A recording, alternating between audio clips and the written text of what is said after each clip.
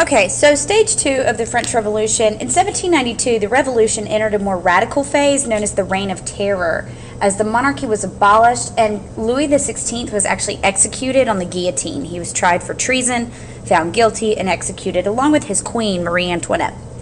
Under the leadership of a radical club known as the Jacobins, thousands were executed during the Reign of Terror. A new constitution provided universal male suffrage and universal military conscription.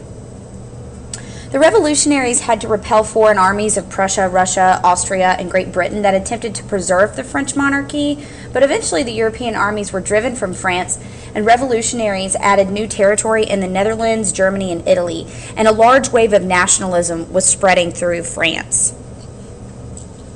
The Republican gains of the French Revolution came to an end in 1799 with the rise to power of Army General Napoleon Bonaparte. Now, Napoleon claimed to be a child of the Enlightenment, and he did enact reforms such as equality before the law, but he was no fan of republics.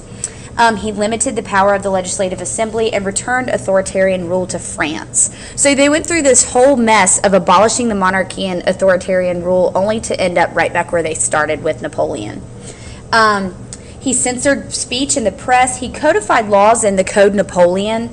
He granted religious freedom, he established universities, but he denied women basic rights. Napoleon declared himself emperor of a new French empire in 1804. The major powers of Europe fought a number of wars against Napoleon's armies, and an 1812 French invasion of Russia led to a decisive defeat for Napoleon, which was largely a result of the harsh Russian winters. The European alliance defeated Napoleon in 1814 and again decisively in 1815. Although it was a setback for the revolutionary principles in France, Napoleon's empire spread the ideals of the revolution outside France and created a spirit of nationalism throughout Europe.